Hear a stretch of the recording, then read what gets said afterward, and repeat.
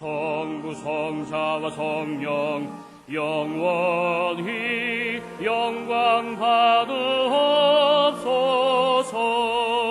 태초로 지금까지 또 길이 영원 무궁 영광 아멘 아멘.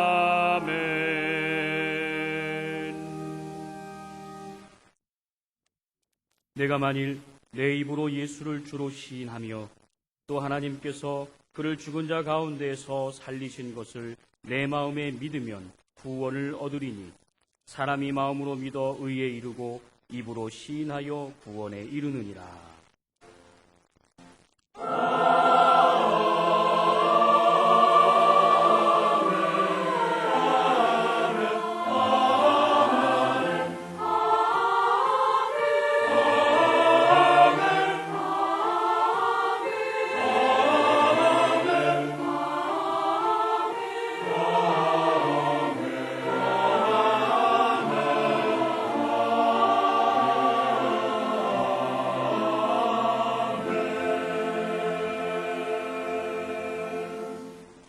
이 시간 하나님께서 우리에게 주시는 구약의 말씀은 잠언 1장 7절입니다. 제가 가진 성경으로는 910쪽입니다. 여호와를 경외하는 것이 지식의 근본이오늘 미련한 자는 지혜와 훈계를 멸시하느니라. 아멘.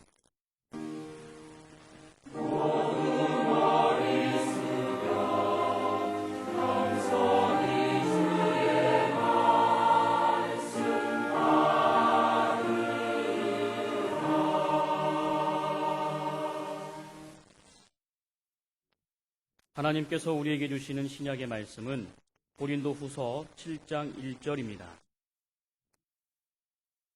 제가 가진 성경으로는 293쪽입니다.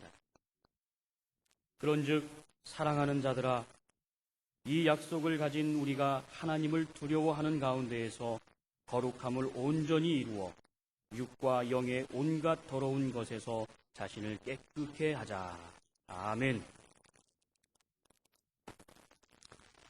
하나님은 사랑이십니다. 하나님은 선하시며 그 인자하심이 영원하십니다. 그래서 죄 없으신 외아들을 죄인을 위해서 끔찍한 십자가를 지게까지 하신 사랑의 하나님이십니다. 그런데 그 사랑은 끝없는 용서와 한없이 기다려주시는 것이 아닌 다른 모습, 곧 공의라는 방법으로 사랑하시기도 하십니다. 오늘의 구약 본문 말씀, 여호와를 경외하는 것이 지식의 근본이오늘 미련한 자는 지혜와 훈계를 멸시하느니라. 잠언 9장 10절에도 반복하고 있는데 여기서 여호와를 경외함이란 사람이 정상적인 상태에서 하나님께 대해서 가지는 최고의 존경 또는 거룩한 두려움을 뜻합니다. 그래서 여호와를 경외한다면 하나님께 대한 최선의 봉사를 수반할 수밖에 없습니다. 또 오늘의 신약 본문 말씀, 그런즉 사랑하는 자들아, 이 약속을 가진 우리가 하나님을 두려워하는 가운데 거룩함을 온전히 이루어 육과 영의 온갖 더러운 것에서 자신을 깨끗게 하자. 여기서 말씀하는 하나님을 두려워하는 이란 신을 두려워하는 타부의 관념과는 다릅니다. 다른 종교에 보면 신앙적인 타부가 있어요. 금기사항이 있는 거죠. 그래서 이건 해서는 안 되고 저건 이렇게 해야 되고, 그래서 그걸 범하면 거기 해코지가 따르고 손해가 따르고 앙화가 있다, 그러지 않습니까?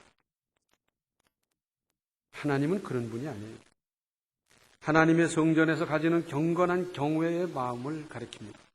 이것이 전도서 12장 12절에 이 일의 결국을 다 들었으니 하나님을 경외하고 그 명령을 지킬지어다. 이것이 사람의 본분이니라. 하나님을 경외하고 그 명령을 지키는 것이 사람의 본분, 분명하게 말씀하고 있습니다. 또한 온갖 더러운 것을 모두 버리지 않고는 그 온전한 거룩을 이루지 못합니다. 버릴 것을 단호히 척결하고 버림으로 하나님 앞과 사람 앞에서 자신을 거룩하게 하고 깨끗게 하라는 말씀입니다. 하나님은 천지 만물을 지으셨고 그 우주를 섭리하시고 인간 곧 개인의 생사화복을 주관하시는 분이십니다. 모든 것이 그분의 장중에 있어요. 이 하나님을 어떻게 함부로 대할 수 있는 일입니까? 그런데 신앙인의 믿음 현실은 어떻습니까? 신명기 32장 15절을 개정판으로 보면 이스라엘은 부자가 되더니 반역자가 되었다. 먹거리가 넉넉해지고 실컷 먹고 나더니 자기를 지으신 하나님을 저버리고 자기들의 반적이신 구원자를 업신여겼다. 이것을 개역성경에서는 경홀히 여겼다 그랬어요. 이제 먹고 살만 하니까 배가 불러지니까 하나님을 잊어버리고 그리고 배반했다. 업신여겼다는 겁니다. 그렇게 하면 결과가 어떻게 되겠습니까? 이스라엘 백성들이 그렇게 하다가 어떤 결과를 맞이했습니까? 갈라디아서 6장 7절을 개정판으로 보면 하나님은 조롱을 받으실 분이 아니십니다. 사람은 무엇을 심든지 심은 대로 거둘 것입니다. 여기서 개역성경은 이 조롱을 만홀히 여김을 받지 않는다. 그렇게 번역을 했더랬어요. 하나님은 내가 조롱한다고 조롱 받으실 분이 아니에요. 내가 업신여긴다고 업신여겨지지도 않고요. 그것이 하나님께 영향으로 미쳐질 일도 아니고요. 그런데 무엇으로 심든지 심은 대로 거두는 것, 이것이 하나님의 법칙입니다. 그런데 나는 좋지 못한 것을 심어놓고 좋은 것을 기대한다면 이것은 결국 하나님을 업신여기는 거다. 하나님 무시하는 거다. 그런 말씀입니다. 또 이러다가 이스라엘 백성은 무슨 대가를 치렀습니까? 하나님을 업신여기다가 하나님을 조롱하다가 무슨 대가를 치렀는지 우리는 잘 알고 있지 않습니까? 오늘날의 그리스도인들은 이들과 전혀 다릅니까? 로마서 13장 7절 하반절을 보면 두려워할 자를 두려워하며 존경할 자를 존경하라 했습니다. 그렇다면 정말로 두려워해야 할 분은 누굽니까? 직장에서 내 인사권을 가진 그분입니까? 나의 경제 생활을 좌지우지하는 그 사람입니까? 아닙니다. 여기에 대한 답변이 마태복음 10장 28절에 있습니다. 몸은 죽여도 영혼은 능히 죽이지 못하는 자를 두려워하지 말고 오직 몸과 영혼을 능히 지옥에 멸하시는 자를 두려워하라. 하나님을 두려워하라는 겁니다. 세상 사람, 안목, 그들의 권한, 영원한 게 아니에요. 하나님은 어미하신 분입니다. 하나님의 교회를, 하나님의 사람을 반석과 산성으로 지키십니다. 그러므로 하나님의 교회를, 하나님의 사람을 함부로 대할 일이 아닙니다.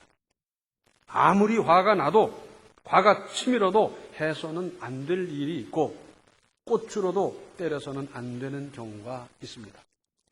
시편 76편 11절을 개정판으로 보면 너희는 주 하나님께 서원하고 그 서원을 지켜라. 사방에 있는 모든 민족들아 마땅히 경외할 분에게 예물을 드려라 했습니다.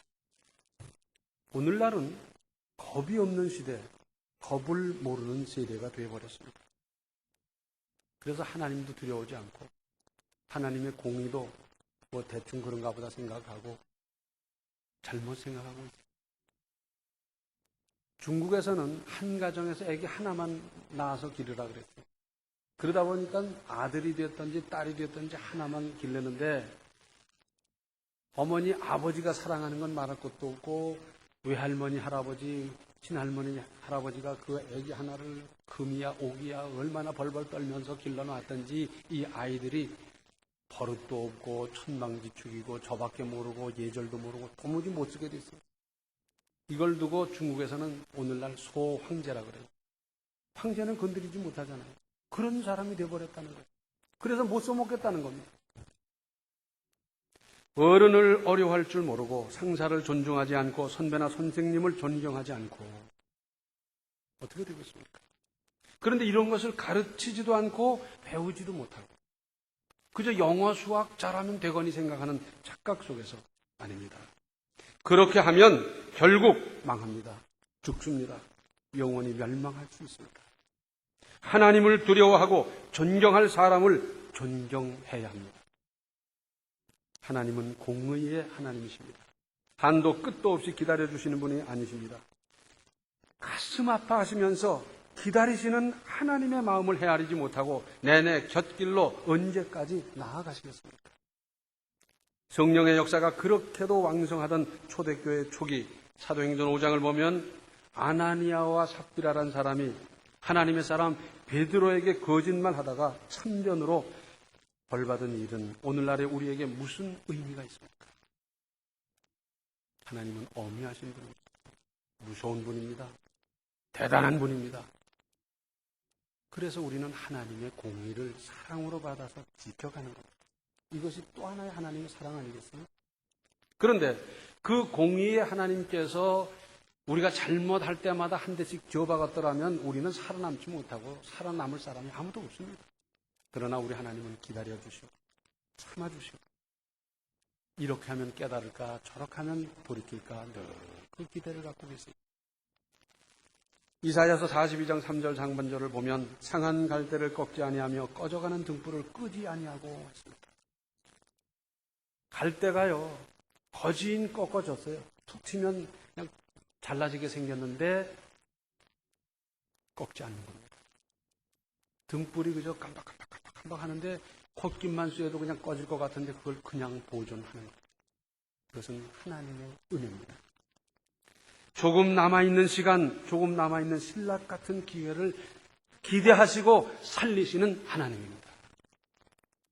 우리에게 만문제일이나 보일까 말까 한 지극히 작은 중심, 그것을 기대하시고 그것으로 말미암아 지금은 이렇게 부족하지만 온전해지고 성장하고 자라나고 건설하고 그렇게 되기를 기대하시는 주님의 사랑이 은혜가 거기 있습니다.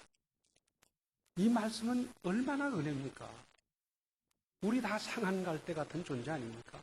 허물 많고 부족하고 툭 치면 넘어갈 것 같고 세상에 아물 이길 아무 사람도 없는 이런 부족한 존재인데 그런데 하나님께서는 신락 같은 그 한 가지를 보시면서 기대하시고 그것 때문에 새로 되게 하기 위해서 싸매주시고 위로하시고 붙들어 주시면서 새로운 인생을 거기서부터 시작하고 새로운 신앙을 믿음을 거기서부터 건설해 가기를 기대하시는 하나님. 은혜로우신 하나님. 이 은혜로우신 하나님의 기대를 저버려서야 되겠습니까? 그 기대 이상으로 우리의 믿음이 자라나고 이제부터 새 출발해서 하나님께서 원하시는 그 인생을 건설해 가시기 바랍니다. 기도하시겠습니다. 은혜로우신 아버지 하나님, 공의로우신 주님 앞에 두렵고 떨리는 마음밖에 가진 것이 무엇이 있을 수 있습니까? 그럼에도 불구하고 저희들은 주님께서 오래 참으며 기다리시는 그 아파하는 심정을 헤아리기보다는 버릇없이 아무렇게나 살아온 우리 인생 긍휼히 여겨주시고 다시 기회를 주시는 주님, 상한 갈대를 꺾지 아니하시는 주님의 그 은혜를, 꺼져가는 등불을 끄지 아니하시는 주님의 그 기대를 이제는 깨달았습니다. 이제부터 저희들의 인생을, 저희들의 신앙을 새롭게 건설해가는 새 출발이 이루어지도록 주님께서 도우시고 역사하시고 은혜 주시고 붙들어 주시옵소서. 예수님의 이름 받들어 간절히 기도하옵나이다. 아멘. 하나님을 믿음으로 경외하며 정갈한 신앙생활 하십시오. 지금은 생명의 주 예수 그리스도의 은혜와 하나님 우리 아버지의 극진하신 사랑과 성령의 감화, 감동, 충만, 교통하심이 하나님을 경외하며 정갈한 신앙생활로 인생을 건설하기로 작정하는 모든 성도들 머리 위에 이제로부터 영원토록 함께 계시기를 간절히 축원하옵나이다. 아멘.